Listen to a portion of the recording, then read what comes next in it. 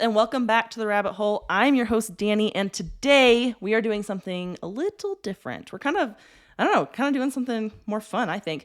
So I want to lend my platform to the military mental health space, and I thought the best way to do that was to get the professionals on my podcast and talk about military mental health, kinda. We're going to do like a conspiracy theory game show. So first I'm going to let them introduce themselves, talk about their podcasts, and then we'll get right into it. So Jenna, would you like to start? Absolutely. I'm so excited to be here. I'm Jenna, also known as the Millennial Veteran in online spaces, and my podcast is called Vet Chats, which will be around for a little while longer, but it is ending. But that's okay because I make a lot of content on Instagram. My superpower is asking questions. So just a lot of questions, reflecting on service and, helping us figure out what's that next chapter in life. And it's okay if we're not there yet. Like, we're going to struggle when we get out of the military, and that's completely normal. Absolutely. Rachel, do you want to go next? Sure. My name is Rachel Oswell. I host Your Story Doesn't End Here, the military mental health podcast. Been doing that since the end of 2021.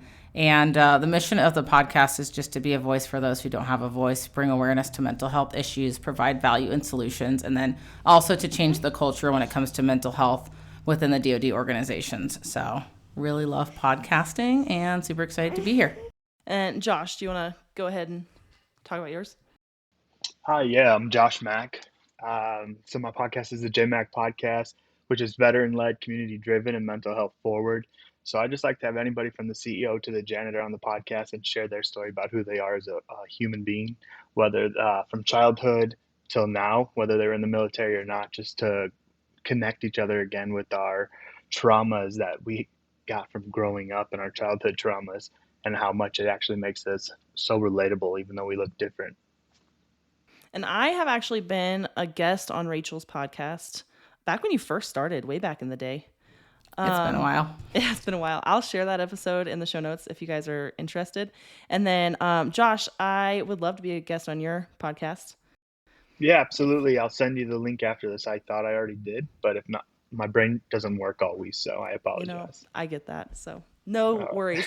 Will you guys share which branch of the military you were in? So I was in the Navy. Most of my listeners know that about me. Jenna, what branch were you in? Yes, also Navy. Navy. Rachel? Also Navy. Danny, obviously you and I served together, so. We did. Yeah, we were in the same squadron. I was in the Marine Corps. Oh, man. Get out. Like stepbrothers. Well, have a I good actually night. have a lot of Marines that listen to this, so they're going to love that. I interact with some on Instagram pretty regularly, and so I like to make fun of them there too. I'll take it. Get the man some crayons. Good to go. Okay, so we're going to get started. So this first segment is called Do You Believe It? So I'm going to explain a conspiracy theory. You might already know it. Maybe you don't. That's why I'm going to explain it.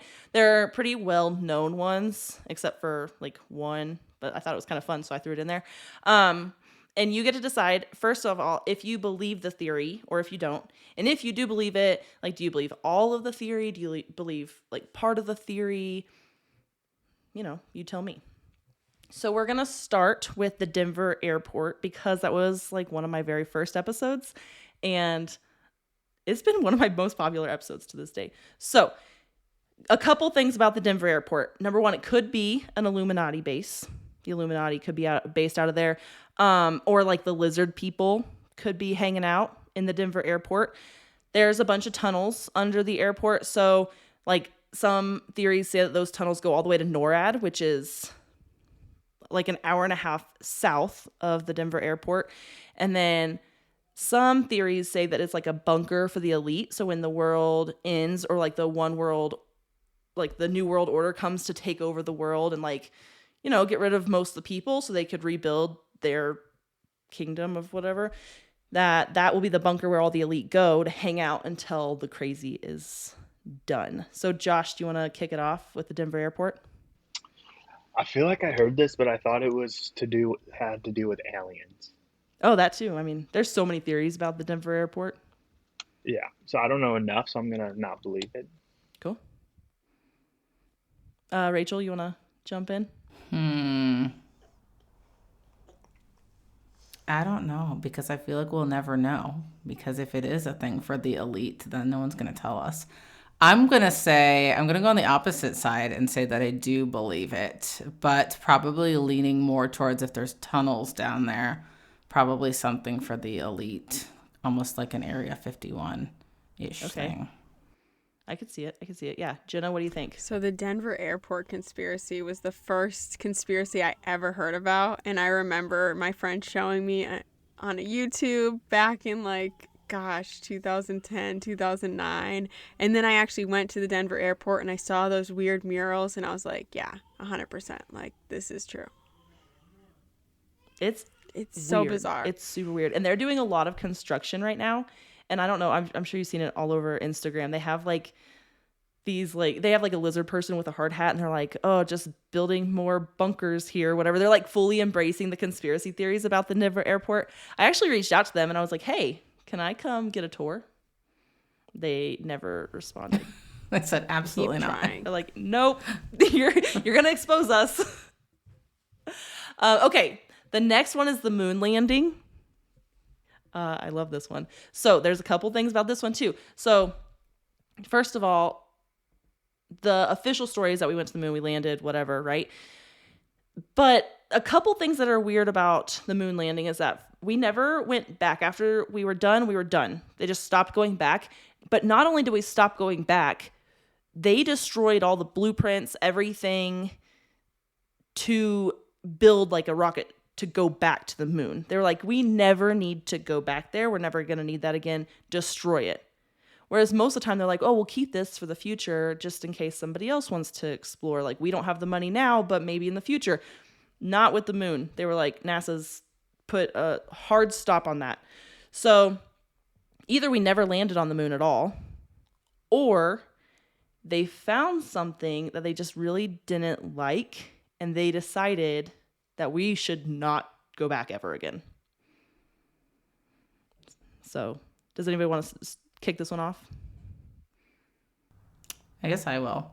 I'm almost leaning towards that we didn't land on the moon, only because I feel like anytime anything has skyrocketed in terms of technology, it usually takes off in some way, right? So if we landed on the moon, then we would have continued to land on the moon with more technology.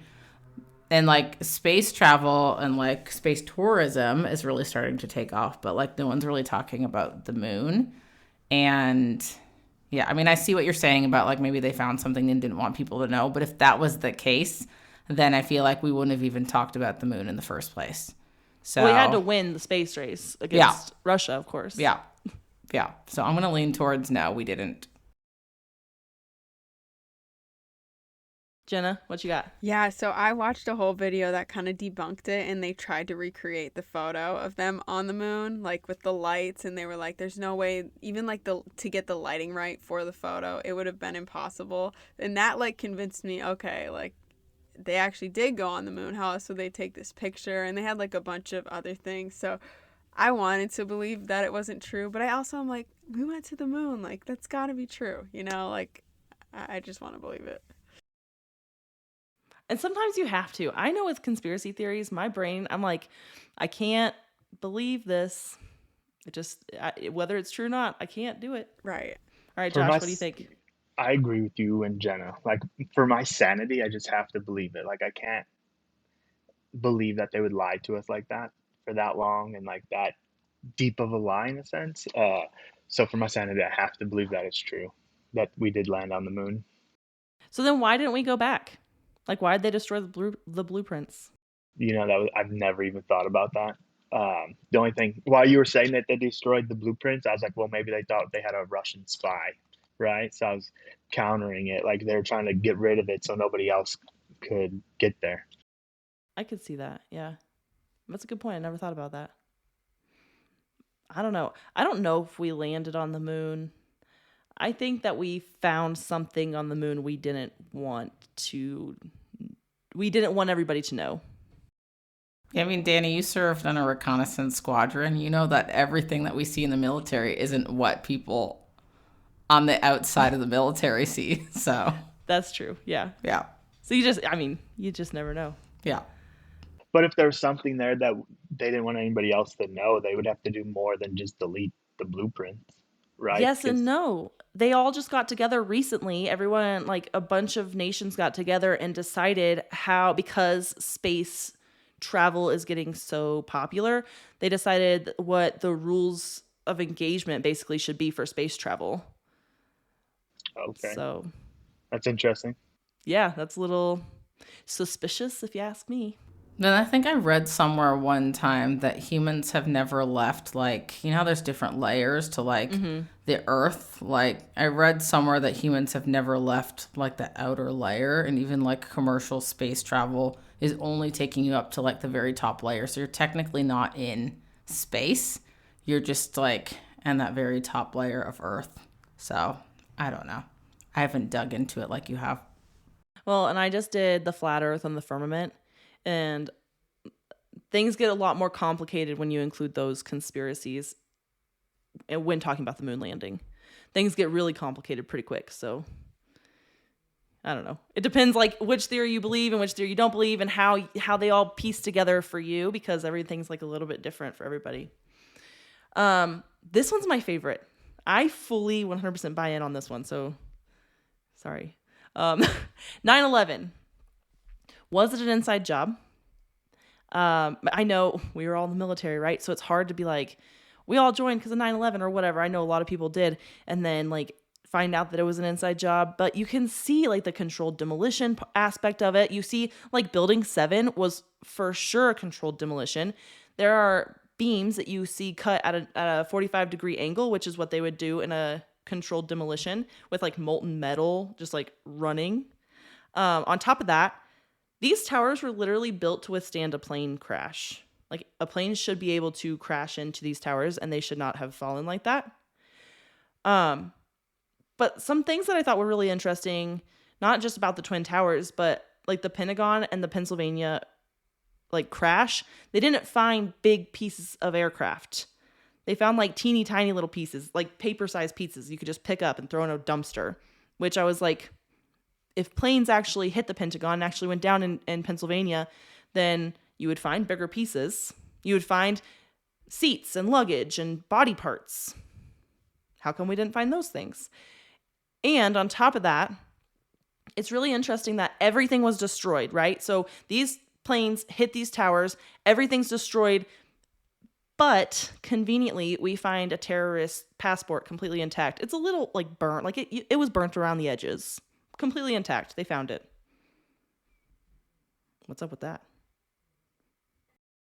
This is such a hard one because, like you mentioned, I think it like upset me to my core when I first found out people were talking about it. I remember like being in the Navy and someone's like, come watch this, like 9/11 didn't happen. And then people from New York were like, get that out of here, like that happened, you know, because that is their Roman Empire, like for sure. If you lived in New York, and they might know someone. So like, I know this is really touchy for some people, but I get it. Like there is so much evidence, and like George Bush. Have you watched the movie Vice about who was the vice president, Dick Cheney, and all of that? Dick like Cheney. There's just so much stuff that we don't know about, and it really makes you question your service. Like if you're not already questioning it, like that stuff's gonna make you really question it. And Well, and with that, Dick Cheney actually, like either he was an investor or like part owner, I don't know exactly, in the company that built all of the military infrastructures, like all the bases, like the galleys and the USOs and all those things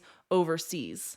So it's like a benefit for Dick Cheney if we're going to war. right. Oh, so he was an investor. He like had a piece of that before 9/11, you're saying? Yeah. Yeah, it's very, as the kids say, sus. Super sus.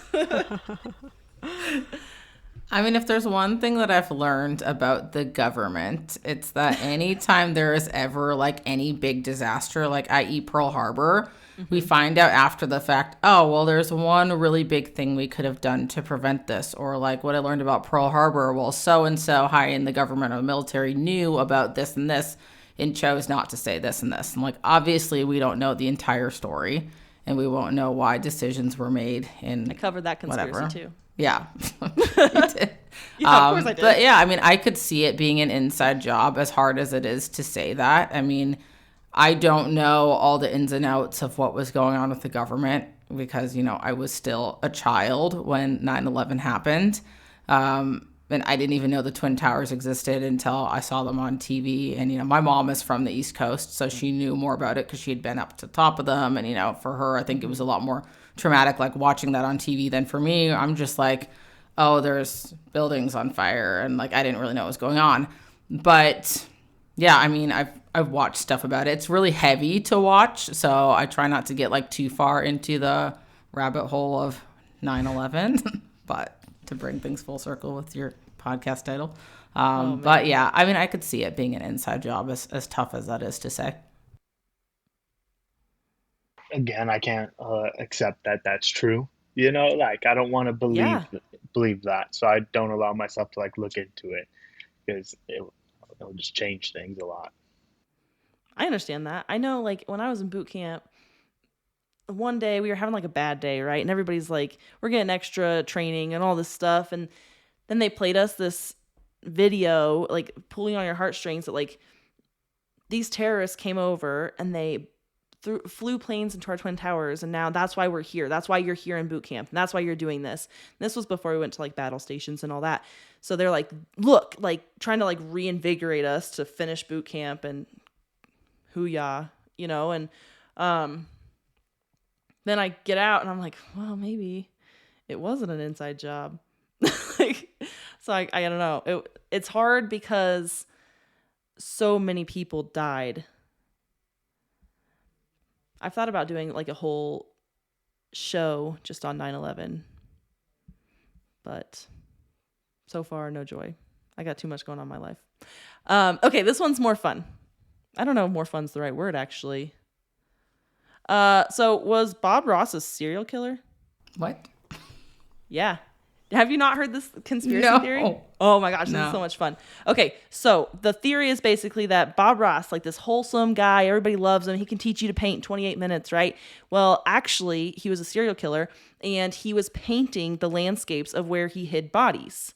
And there's some validity to this because one of the landscapes he painted, they found 5 bodies at like a park that looks almost identical to the landscape that he painted. And this happened a couple times. One of the other times it was only 1 body. There was another time when it was like 2 bodies. I can't remember all the exact. Anyway, was he a serial killer? Josh, you want to start this one? Yeah, I'll say no. I'm just gonna say it was a coincidence. Like how many paintings did he have, and like That's how true. many He had a lot. parks or rivers can you go to and find what you're looking for? You'll find something. I don't believe it. I also live in Arizona, and they're always pulling bodies out of the lakes and rivers around here. So They are. That's true. Constantly. constantly, especially Why Tempe Sound Arizona? Lake. Yeah. It's just where I live, so that's why I know about it.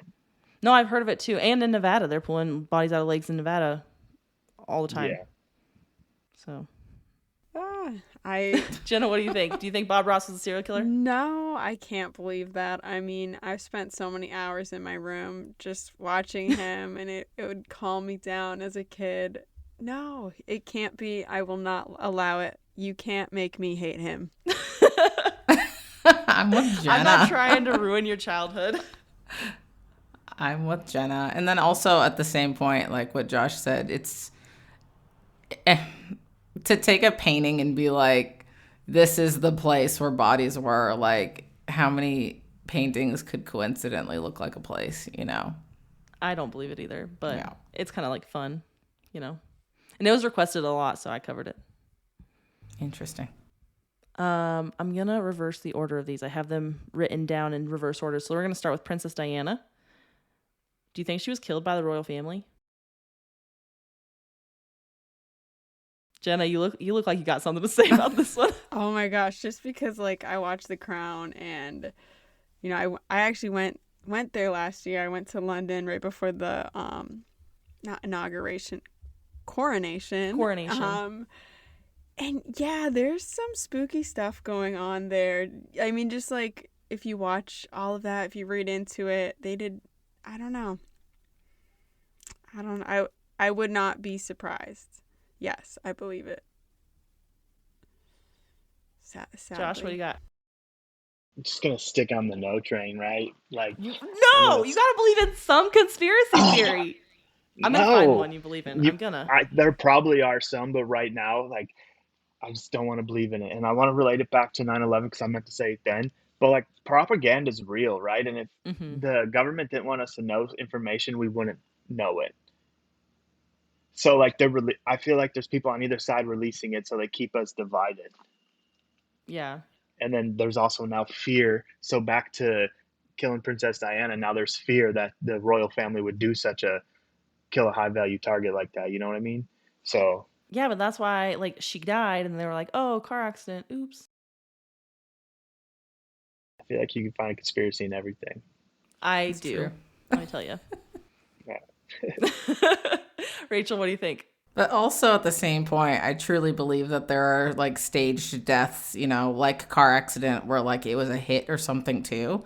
Like I feel like a lot of this stuff, when you get into really high value people like royalty or government figures or celebrities and they end up dead, like I'll use Kobe Bryant as an example. Like how easy is it to make something look like it was an accident, but it really wasn't. And I guess even outside of celebrities, I mean, that stuff happens all the time. So I could see it. Yeah. All right, my last one for Do You Believe It? JFK. Because this is the conspiracy theory that changed America. This is because before he was assassinated, most people like believed in the government. They're like, oh, the government's good. They have our best interest at heart. And then after this, they're like, did they kill our president? And so many more people became conspiracy theorists and started to question more. And so there's so many different theories behind like how he died. So obviously the official story, Lee Harvey Oswald was in the book depository, shot him out the window. Lee Harvey Oswald wasn't that great of a shot, by the way. Anyway, so a couple of theories. There's a fence that they were driving by. One of the theories that somebody was standing behind the fence and shot him from behind the fence. That somebody was on the overpass because they were coming up to an overpass. There was somebody there that was going to shoot him there. The driver turned around and shot him. There's a couple other theories that like there was somebody in the sewer or like the storm drain and shot him. There's all kinds of different theories about it, but I think that those ones are like the most credible, which is why I thought I'd just share those ones. But along with who actually assassinated him, who orchestrated the assassination, if it wasn't Lee Harvey Oswald, who was like the mastermind behind this? And then there's another question, but we're going to get to that in a second. So, anybody want to start with JFK? I haven't given it too much thought, but I know, like, I could see how that would change America. Like, that's so many people, JFK, like, people in the boomer generation, like, they love talking about that. Yeah, I think there's some credit, but, I don't know.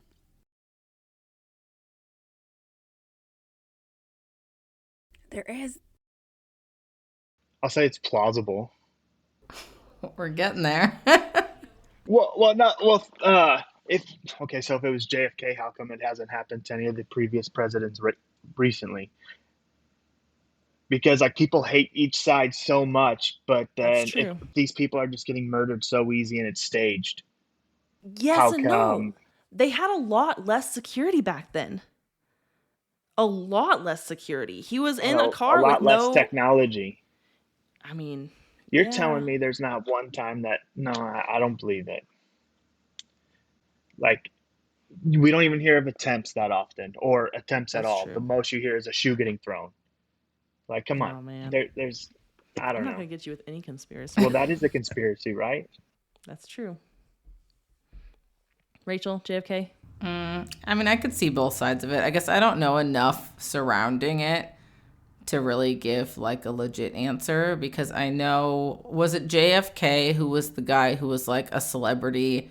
I think a lot of people compare, is it JFK that people compare to Trump all the time and say like that there's similarities? I can't remember. I think it's Ronald Reagan that you're talking Was it about. Reagan? So then what was it? I don't know. I don't know. I don't remember. I really don't know like anything about America presidential history. I was homeschooled.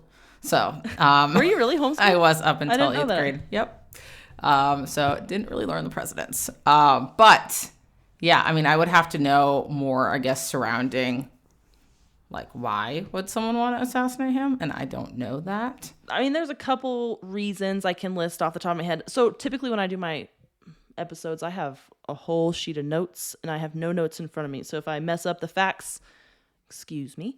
But so first of all, he was a playboy. He had just like a slew of women just coming through, and he was just like sleeping with everybody constantly, and he was always on drugs. So he hurt his back when he was in college in like a football accident, and so he was just on so many drugs constantly that like sometimes he was in it, sometimes he was out of it. But he royally messed up the Bay of Pigs thing that happened in Cuba, like bad. So there was some talk that he was embarrassing our country. And then also there was some talk that he was just going to release all of the secrets, all of like government secrets, that he was just going to tell everybody just needs to know what the government's kind of up to. Not like national security type secrets, but all these secrets that we don't necessarily need to keep, but it kind of embarrasses the government, so they just don't say it. He was going to release all those things, allegedly. So, but there is half the theory is that the CIA did it. But another part of that, there's so many parts, right? There's so many pieces, is that Lyndon Johnson, who was his vice president, worked with the CIA to have him killed because he wanted to be the president. Well, Lyndon Johnson actually ran for the presidential nomination against Kennedy and lost, so then he became the vice president. But Lyndon Johnson, it's been proven that he stole the 1948 Senate election in Texas because he was like backed by this like mobster. Lyndon Johnson could be controlled and JFK couldn't be. Just some thoughts, some things. I don't know. think it's all corrupt, honestly. Oh, so yeah. it's hard to say like exactly what it is, but I can see both sides of it. So I'm a little neutral on that one. I think he was killed. I don't know who did it. I have some theories, but he was definitely assassinated by the CIA. I don't know that for sure. You know. Okay, so now we're going to get into fact or theory. So in this segment, I'm going to tell you some pieces of information, and then you tell me if you think it's just a conspiracy theory or if it's been proven true. And you may have heard of these, so you might actually already know the answer, and then some of them you might not have heard of, and you're going to be like blown away at the actual answer. Are you ready? This is going to be really fun. I tried to like trick you. So, are they putting chemicals out in our air to help with climate change? Fact or theory? Fact. Anybody else? Fact, Who's theory? they? They, the big they, the government, the people, the deep state. We don't really know who they are. Oh, they don't give a fuck about climate change, so no. I mean, Dubai, they're making their own rain. Cloud See, seeding. they're not So here too. I mean, I'm going to say something's true, yes. it is true. So it's a fact. So chemtrails have actually, I guess I can't say that. It's 50-50, right? They have been banned in a couple states, which is why I said that it's a fact, because if it's just a conspiracy theory, how can you ban chemtrails, right? Because it's just a theory. People are just making this stuff up. But then states start banning the release or the chemtrails. I don't know. So it hasn't been 100%, like the government hasn't come out and said, oh yeah, oops, sorry. But states are banning it, which is saying like this is a true fact, not just a theory. Wait, they're putting stuff to make climate change better or worse? This theory goes a little bit all over the place. So Right, I've never understood it fully. ideally, they're like trying to block the sun or like reflect the sun or do something. Like I said, I don't have all my notes in front of me, but they're trying to help with climate change. Okay. Maybe. Or maybe they're just putting chemicals all Isn't it over. it's like an ozone layer thing or something? Because Yeah, the ozone something. layer is like not fully there. They're trying to like, because any days, like here in Washington at least, whenever it's like a completely blue sky day, all of a sudden you see these planes like flying. I'm like, well, there goes the blue sky. Yeah. Because- yeah. I think it's interesting though. Yeah, I can go down. I'm not going to do it. So here's the next one. They deliberately sunk a ship for insurance purposes. Fact or theory? Fact. Fact. Like a Navy ship or like A a ship. ship? Yeah, I mean, deep six, stuff's gotta go. So this one I'm talking about the Titanic. And officially, the Titanic hit an iceberg and sunk. So it is a conspiracy theory. Well, I disagree totally then. I have heard the theory surrounding this one that there was a different ship and Yeah, the sister ship, the Olympia, or the yeah, and that the people that were on the Titanic, Yep. Yeah. Anyway, it's a conspiracy theory. It has not been proven true. So any of these conspiracy theories might be true, but they have not, like, official word has not come out saying like, oops, yep, we did that. just kidding. The next one is the government tried to control minds using LSD and would secretly dose people just to see how they would react. Fact. What was it, Charles Manson? No, it was MK Ultra. Okay. Yep, it was a fact. MK Ultra was a program run by the CIA that they put a stop to, which that part is conspiracy theory, but officially they stopped it and they don't do that to our citizens. Why would they ever test things on their own citizens? That What? seems crazy. Yeah. I have a question, especially since you want to talk, like, relate this to mental health a little bit. Yeah. Do you think they found there was a mental health benefit? Or is LSD not one of the psychedelics that they've been researching to help with PTSD? They've been researching mushrooms for PTSD. I think they might have started experimenting with LSD. I don't quote me on that. I do listen to, like, have you guys heard of Sean Ryan? I'm sure you've heard of Sean Ryan. Yeah, absolutely. So he talks about like his psychedelic journey to like his mental health journey and all that. And they talk about DMT. A lot of that stuff they're not actually doing here in the US. They're doing it elsewhere. But I'm sure that LSD, they're probably experimenting with it now. I know mushrooms for sure. Yeah. And I know Sean Ryan, he did like ayahuasca Yep. or ibogaine. hmm And yeah, I'm interested in all that. So I have thought about it. I would do it. the VA, actually, I'm in the process. I go next Monday to continue like a therapy, not a therapy, but like what's it called when you first meet the dude and he tries to figure you out? Like an intake.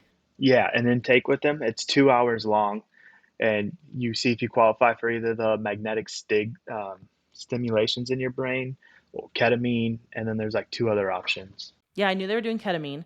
I tried this was not through the VA, but I tried the light therapy, like, what's it called? EMDR.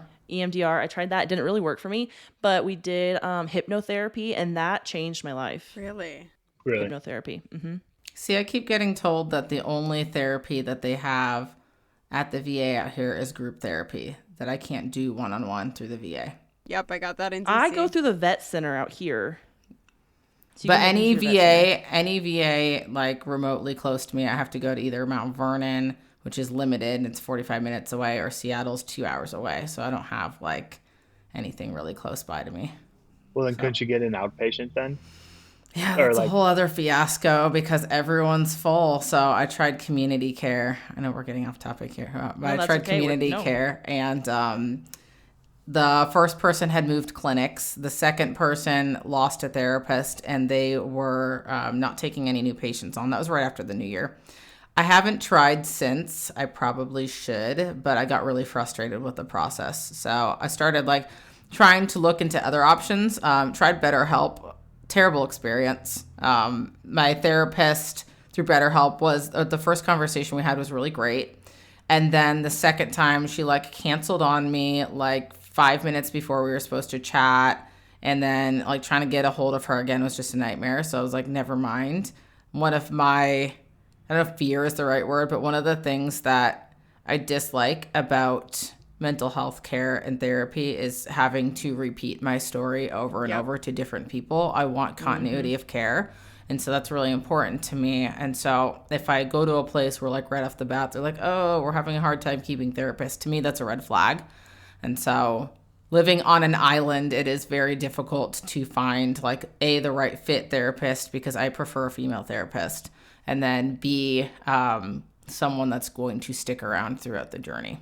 So I've done a lot of different things. I know I paid for out of pocket the hypnotherapy. I've thought about the just psychedelics and going to do that. I've actually looked into a psychedelic retreat down in Mexico. It's $5,000, so I'm gonna hold off on that for now. But it's still a possibility in the future. I'll for sure try it. But I know we do other natural things in our house. So we drink mushrooms to kind of not psychedelic mushrooms, but just other mushrooms to kind of regulate anxiety, kind of focus, energy, all those kind of things. But yeah, I go to therapy through the vet center here, and I started with them 3.5 years ago, and I've stayed with the same therapist. It's been fantastic because the VA couldn't see me, or they didn't want to or something. I don't know. They were yeah, we don't have time for you. You have PTSD, but not the kind we want to talk about. And I was cool, thanks. Right. Yeah, right. the VA is stressful for sure. It's a lot. I have 2 questions. Are you drinking the mushroom coffee? Yep. And we're going through the process of trying different types. Oh, Okay. I do. Are you getting the Sean Ryan layered? I do Rise. So we don't like layered. We're on layered right now. We don't like it. We've tried Rise. We don't really like that. I love it. There was one we tried recently and we really liked it, but I can't remember what it's called. Okay. There was another. If I remember, I'll send it to you guys. I'll put it in the show notes. Why don't you like Rise or the other one? What's? So Rise Rise was supposed to be a coffee itself, and so we did that the very first day. We got it, we opened it, we put it in there. It was just with hot water, and drank it, and it wasn't a strong enough coffee. It was mostly water with a little bit of mushroom in the background. Layered, the one that I have right now at my house only has 4 different types of mushrooms. This other mushroom guy, he's actually out of Olympia, Washington, and it was 7 different types of mushrooms, and it dissolved better in our coffee, whereas the others just settle at the bottom, and then at the very end of the day, because we put it in our coffee obviously, but at the very end, the last drink of your coffee is just chalky and gross, and it's too much. So we've tried those 3. I'm about to have a sponsor, Kava. Oh. And that's a different route. And so I'm going to try that. So, I mean, people that listen to this podcast, they'll hear that coming up. Thank you. I'll use your code. And it's a different type of root. I haven't done a whole lot of research into it, but it's similar to mushrooms, but it's not mushrooms. So I'm going to look into that. And they sent me some product to try. So they sell Kava at Pike Place Market. And I had a friend when I was active that would use Kava, and you can either put it in the tea or you can smoke it, but it doesn't it's not the greatest flavor if you smoke it. I never really tried it because I was just leery about anything when I was active duty. And that's obviously not on any list, but you never know. So, I know people get good benefits from Kava for anxiety. Yeah, I'm really excited to try it and see how that works out for me. Are you fascinated by the mysterious world of cults? Do you want to delve into the minds of cult leaders and their followers? Then tune in to Cult Chronicles, the podcast that uncovers the secrets and stories behind some of the most infamous cults in history. Join Danny as she explores the origins and rise of notorious cults, in-depth interviews with experts, survivors, and insiders, the psychological tactics used by cult leaders to control and manipulate, and real-life stories of escape and survival. Whether you're a true crime enthusiast, a psychology buff, or just curious about the darker side of human behavior, Cult Chronicles has something for you. Listen now on Spotify, Apple Podcasts, or wherever you get your podcasts. Unravel the mystery one episode at a time. Cult Chronicles, where the truth is stranger than fiction.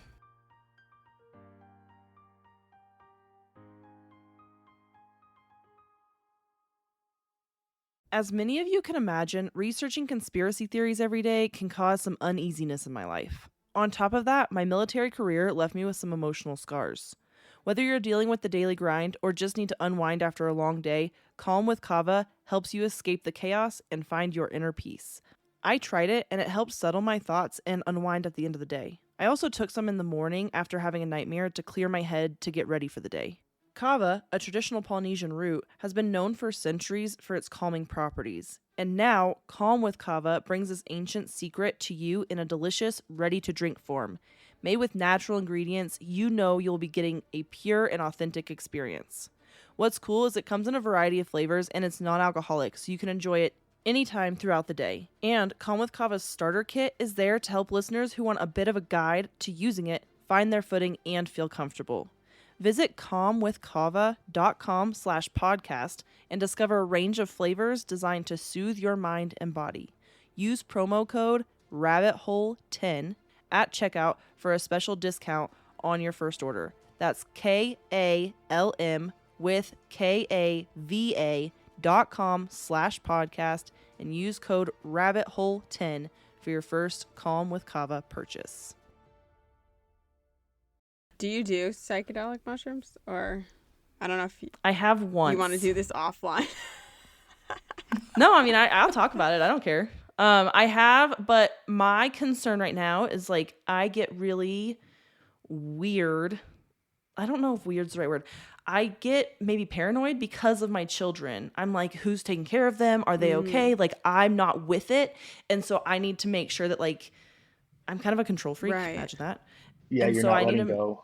make sure, yeah, that they're okay. So I think that, like, if I wasn't in the same place as my kids and I knew that they were safe, like with their grandparents or somewhere else, then I would be totally fine. Like, and that's why I thought about the retreat, because I would be completely removed and like in a Right. safe place.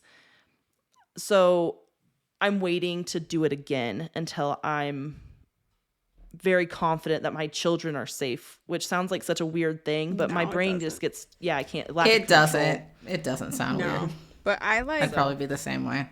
I've found like microdosing really helps, and it's, you know, you're completely in control. It's more of just like taking a natural anxiety medicine, you know, it's not hallucinogenic. It just helps you ground yourself. It helps you let go of your ego, which like as parenting is really hard, because you know it is. So that really helps me. I haven't What tried is your- microdosing. What? What's your routine? Sorry, no, it's okay. What's your routine, Jenna? With that, like every 3 days. You know, you don't want to do that every day, but every 3 days, Right. you're supposed. That's what I was told. And it's not like you don't want to take that like if you're having a bad day, because it's just going to reflect it. You want to take it when you're going to be able to be present, like you're going to be outside. Like you don't want to take it as a numbing thing, which is hard for me because that's when I took things. Like that's when I would drink, that's when I would smoke, something to numb. And you can't do that with mushrooms. You have to be in a good space, otherwise it's just you're gonna get that paranoia, you're gonna get that like not a good feeling from it. You have to use it as a tool, not a crutch. I think that's with most things, though. Yeah. True. Yeah. I've been talking to a lot of people out here, and some people have been telling me that macro dosing is just as beneficial or more beneficial than micro dosing. because you only have to do it once every so often instead of doing it once every 3 days. However, a macro dose scares me, and I want to do it in like a professional setting, Yeah. Gotcha. the proper way. Right. Yeah. I can see that too. Yep. Because I've taken mushrooms before, and I'm apparently a control freak myself because I was controlling what was happening, and I felt like I was going through so much therapy in a matter of minutes, and I feel like I was flipping all the pages back, and I got to the core, and then I was like, oh, well, now what? I had no idea what to do from there, and I started to overheat, and I didn't like it from there. But Interesting. Yeah, everyone has, and like each time you do it, it's such a different experience as well. So it's like, I don't know. I don't know the advice. I'm not giving anyone advice. I don't do it for legal purposes. Like, you know. I too would want to do a retreat though. I think that would be just a lot more of a like present environment. Like a guide. Someone Yeah. guides you through. And they're like they're very professional. So they have doctors, they have the people to help walk you through like while you're high, and just all these different things that you can do. On the Sean Ryan podcast, they talk about a retreat that they do, and that seems like super extreme. I feel like their trauma and PTSD is a little bit different than mine, and so I don't think I would need as extreme as what they're going through, but I think that's fantastic for them, and that has really helped them. I'm thinking like a mushroom, maybe I would try DMT, maybe, but like, kind of like a calming type. Completely off topic, kind of not really. I had a friend recently. She's a YouTuber, and she was also active duty with me. She has been trying, I can't remember the official name of it, but it's like a frog poison. Yeah. Yeah. That they put on her back, or I think it's her back. Yeah. And she like loves it and swears by it. Where do you do that? She found a practitioner. She's in California, Southern California. So she found a practitioner that will like come to her house. She did a whole YouTube video on it. I can send it to you. That is cool. But That's really neat. it seemed like a really intense thing. So I feel like you have to like do the work before you do Yeah. that. Yeah. Like there's a lot and of work. after. Yes, there's a lot of work that has to be done, like therapeutic wise, like getting yourself right. You can't just be like, well, I'm having panic attacks every day and I'm feeling, pretty shitty about myself. I'm just going to run off and do some mushrooms or do some frog Right. poison, whatever. Like you can't just, No. Nope. It's not Right. going to fix Like you. I said, it's Right. just going to amplify all the scary stuff inside you. You have to figure that out first. yeah. Absolutely. Okay, I have a couple more questions if you guys want to get back to this. Go for it. Because the last one, you're all going to know the answer. I already know. I put it in there as like a freebie. The government bought dead babies to run experiments on them. Fact or conspiracy? Fact. Fact. Please be a conspiracy. Like, that is so horrible. I actually just did this episode. So all of my listeners are like, that's Project Sunshine. It was. A fact has come out. That is true. So they were already dead, if that is Better. any consolation. But they were basically like, it was during the 50s when they were doing all the tests with the nukes, and they wanted to know how the radiation was affecting bodies. The government gave black men syphilis without their knowledge just to see what would happen. Fact. That's a fact. Fact. That's a fact. The Tuskegee experiment. I figured most of you would know about that. The government created a machine to test if people were gay, like a real life gaydar. Conspiracy. Fact. Say They fact. try to create anything. It was actually the Canadian government. And they called it the fruit machine. No, they didn't. Like, because, I don't know the exact timing, but basically this machine would monitor people's pupils for dilation at certain things or certain images. And the government fired 400 people because they tested positive for being gay.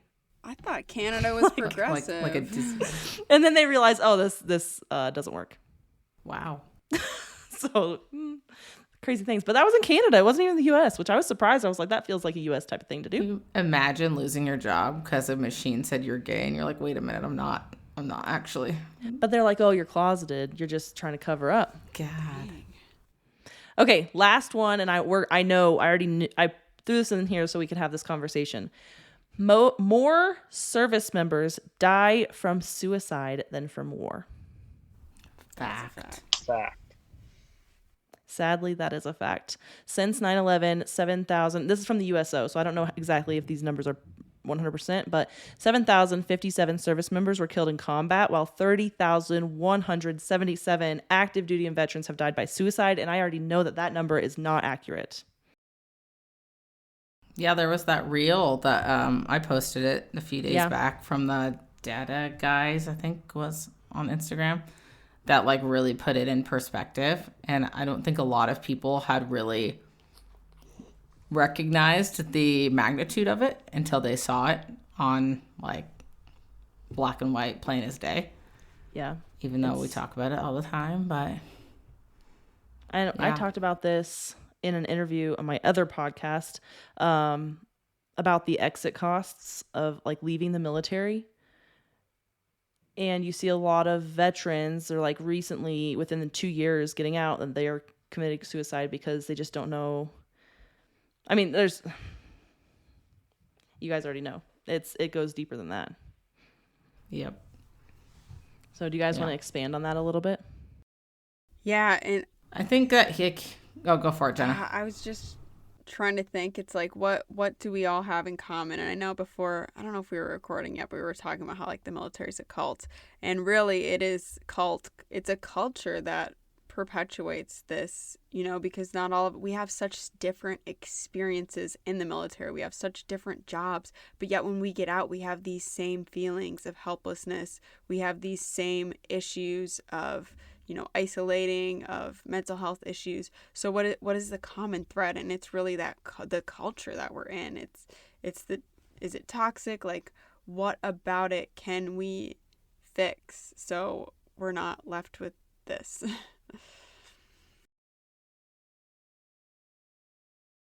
So a civilian told me one time, he came to one of my events and he said, you realize you guys are trained to be killers, but when you get out, they don't train you how not to be. So like we're all wound up, whether our job is admin, combat engineer, grunt, whatever you want it to be, we're all trained a certain way and have an expectation going in, but then we never get taught how to come down from that. And I feel like this is just a theory that's in my head as you ladies were talking, but the military is behind in times to keep up that high standard, right? So like as we're getting softer, the military is still hard because they're trying to uphold that, and we have a job to do in the military. I mean, I preach culture all the time on my podcast and talking about changing the culture, but I do have this theory that a lot of people join the military broken in some way. And I don't mean that in like a way of animosity or, saying that people in the military are bad people. What I mean is that your average everyday person is not going to go join the military. Why? Because you're giving up everything that you've known. You're moving to a different place. There's 20 million changes that happen within your first year in the military alone. You're going to boot camp. You're getting around a diverse group of people. You're learning new things. I mean, learning an entire aircraft maintenance system in a matter of 3 months. I mean, it's a lot of changes that happen one after another. And for a lot of people that have never left their hometown, especially these small town people that just only knew what they knew, I mean, that's a lot for the brain to handle. So your average person is not just going to join the military. A lot of people join the military to escape something, to get out of a situation, to get out of where they're at. There are obviously, you're just like Joe Navy, or military people that it was just part of their lifestyle. But I think that a lot of people join the military with their own traumas that maybe they haven't dealt with. And if you look at the age of most people that join the military, I mean, 17, 18 years old, you're still a child. You just like your brain hasn't even fully developed to be able to connect the dots and what happened in your own personal life before the military was inserted in. And so it's not surprising to me that there are mental health challenges affiliated with military service and after military service, because in that 4 to 20 plus years that someone is serving, the military is not teaching them, okay, well, these are the tools that you can use to cope with your mental health and to make sure that you're going to thrive and still find purpose in life after the military. And so, I mean, it's not really like a one size fits all answer. I think often the government, the higher up government, tries to like pinpoint one thing and be like, yes, this right here, we're going to change the uniforms, people are going to be happy, and then it's going to impact things in a great way. It's like a multifaceted thing, which is why I like to use the word culture, because you can bring down instructions and rules and regulations all you want, but until the people's culture and attitude changes and people start treating people more like human beings, you're still going to have an element of toxicity. You're still going to have an element of trauma. You're still going to have an element of tradition and, people that just don't want to change old school things in the way they operated. And they're not all bad things. I mean, tradition is not a bad thing, but it circles back to culture. And like what you said, Josh, you hit it right on the nose. We're trained to be killers, right? But then they don't have the mental health, anything in place to help with even while you're still in, like, dealing with that. The fact that, like, you have to put it in your head that you might have to kill somebody, and you just have to be okay with that. And I know for me, I didn't know I came into the Navy with trauma until more trauma happened, and then I finally sought, like, therapy. But, like, how do you tackle that? Like, all these things, and they don't put in the mental health professionals and mental health, like, trainings that I think that they definitely need to, when you're putting people into such a stressful environment constantly. Right, and it's a bunch of insecure people trying to act like they're tough and secure. Mm-hmm. But then to go back to what Rachel said, everything, our traumas are stemmed from our childhood. And so that's probably why we went in. And what brings that to mind is I had a guest named Richard Mulder, and he's an Army veteran. He has a Bronze Star, and he was talking to his therapist, and he's like, I don't really feel like I have trauma from my military experience. And he's like, Richard, you need to realize that nobody just volunteers to sign up to get shot at or shoot back at people. That's not normal. So there is obviously something that we went through or experienced that sent us or felt us obligated to join and to be okay with the job at the time. Right. And that's what gets me so scared about these recruitment numbers and how they're so low, because I know that the government's having to get more desperate in their measures. And like you mentioned, like, it's by design that you went into the military with probably already having trauma, or if you wanted to, like, fulfill, like, a family legacy. I know that's a large number of recruits, but, like, that's trauma on trauma on trauma, like, layered. And yeah, recruitment practices are just really targeting low income areas, first generation, like, immigrant families. Like, they're targeting these places where they know, like, they're desperate for a way out, and that just, like, the military isn't the place. Like, I wish we lived somewhere where, like, there was, like, I wish we had another way to, like, lift people up. But a lot of people in America say, like, the military is a great way to lift yourself up. It's the best welfare program we have, It's a great stepping stone.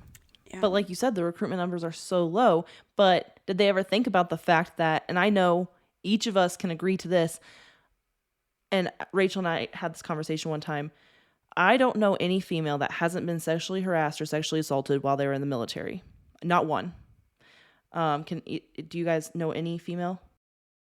I've had one person one time that said no, they didn't experience that. But I've also had guests that hadn't processed their experiences like that. And so, I guess I don't want to sit there and throw a fact and say 100% yes, right? Because I don't know personally know. Yeah. Like, who do I personally know? Has anybody that I personally know not been subject to this?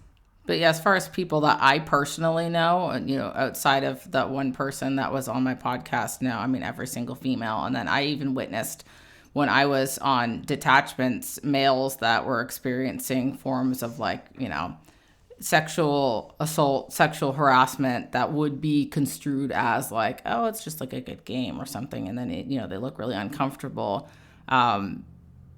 it happens all the time and no one's really talking about it because we have the SAPR program in place and we have, all these programs in place that are designed to help. And, we just moved the investigations outside of the command. So these are all good things. But I don't know, I guess on my side of opinions, I'm like, okay, cool. That's just another rule that people are just going to be like, yeah, I'm a chief, or, I'm an E7. I don't need to follow rules. And I mean, the amount of times I've heard an E7 or an E8 be like, yeah, I'm an E8. I don't follow those rules.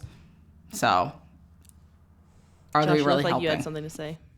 I don't mean to make light of the situation, but I don't know any males that didn't get sexually harassed or that within the military. And most of the time it was like, oh, we're just joking around. It's just, you never know what somebody's truly thinking. They could be laughing and they could be feeling violated at the same time. You never know. Yeah. And it's supposed to be not all of it, but the sexual harassment, I think, aspect of it, where they're like, oh, it's just lighthearted. It's just fun. But it's not just lighthearted, and it's not just fun. And you say the wrong thing to the wrong person and you have ruined somebody's career. So it's I don't know. I knew an officer. My husband was actually on deployment with her, and the other officers, she was the youngest on the deployment or the detachment, and all the other officers were taking bets on who would sleep with her first. And she reported it. And because she's like, I have a fiance at home. You all know that I'm engaged.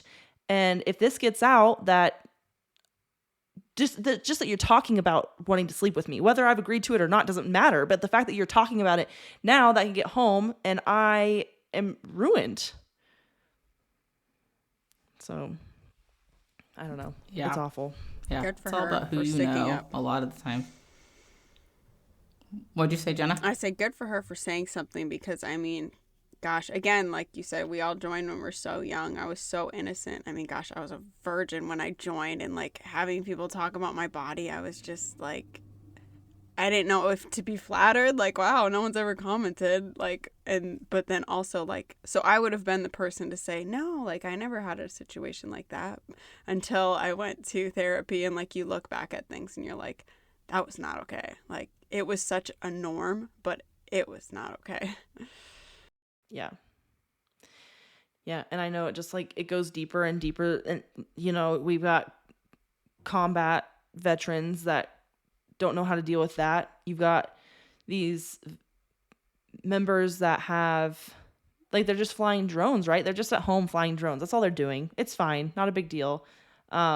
And then but they're still killing people overseas, and then at night they have to turn that right off and go home, and they're having severe PTSD. We're having all these traumas that we're seeing throughout the military and service members, active duty reserves, veterans, and nobody cares. Yeah, I think that a lot of people equate trauma, PTSD, and mental health issues related to service to boots on the ground war.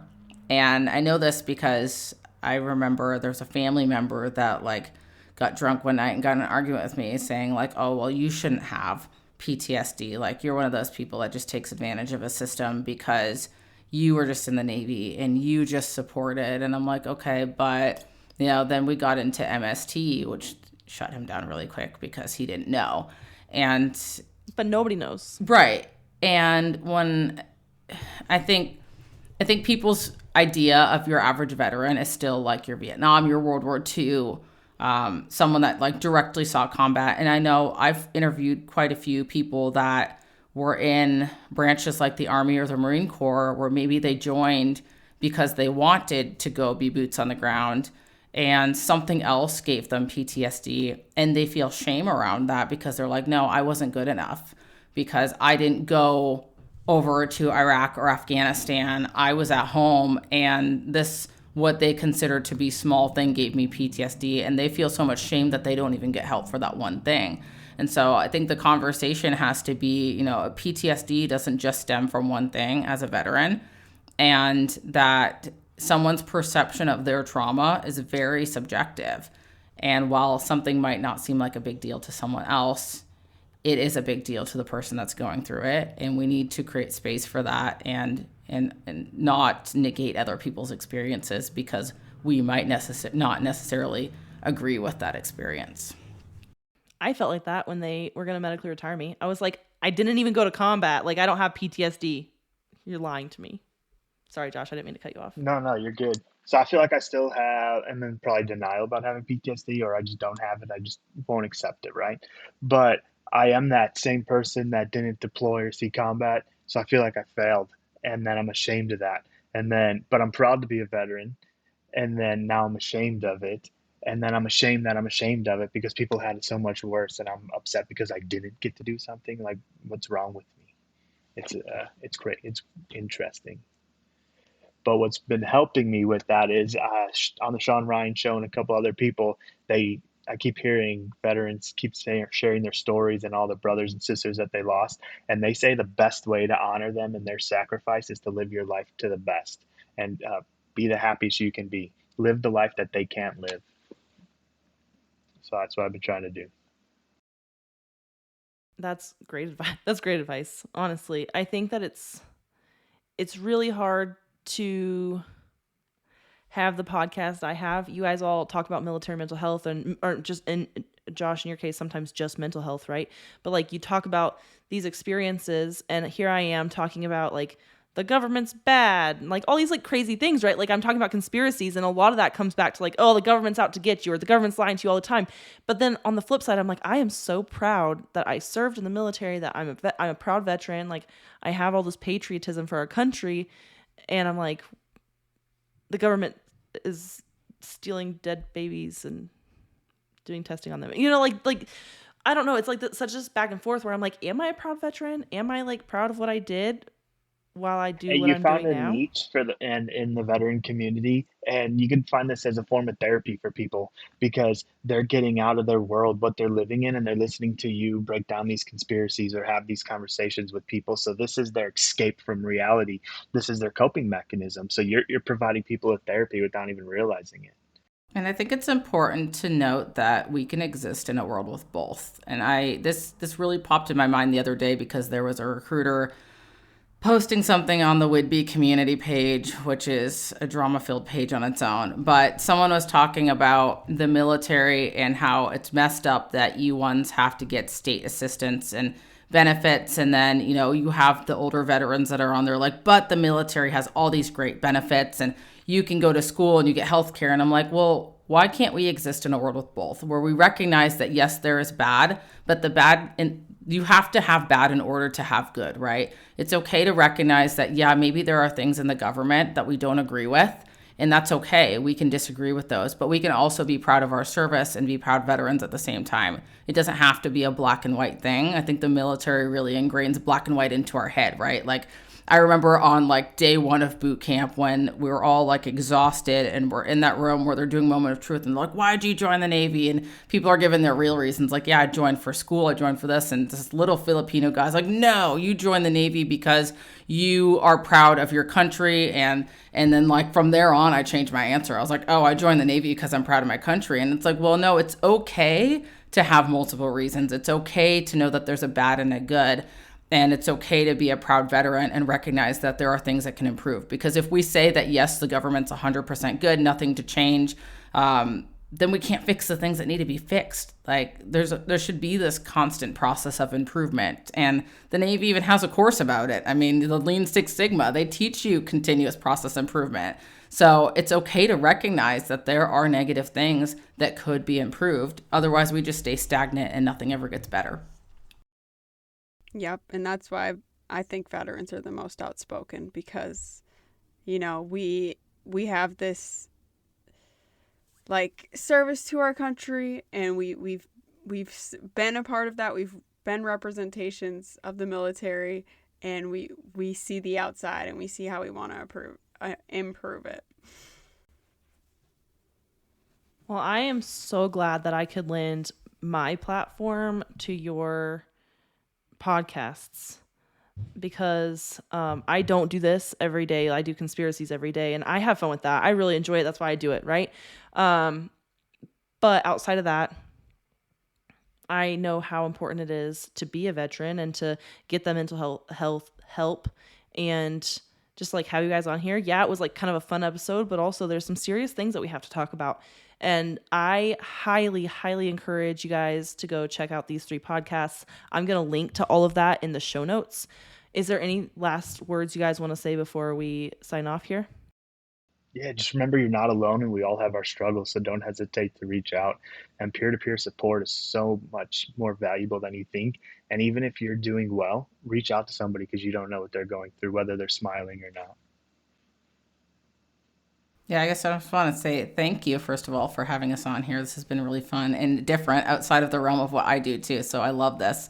And then, Danny, I think that you, just thinking about what the last thing that you said, your life is just a testament to other veterans that you don't have to get out of the military and do your standard, like go work for Boeing or go work a corporate job, that there is success in other places that might seem kind of off the wall to some people, right? Like how many career counselors could you talk to in active duty and be like, yeah, I'm going to get out and I'm going to start a conspiracy theory podcast? I mean, they would laugh in your face, right? But it's so inspirational to other people who are serving, who think like, oh my gosh, what am I going to do when I get out of the military, and how scary it is on the other side of being active duty and thinking that there's not a lot of options out there. So I just wanted to acknowledge that you are very inspiring with what you do.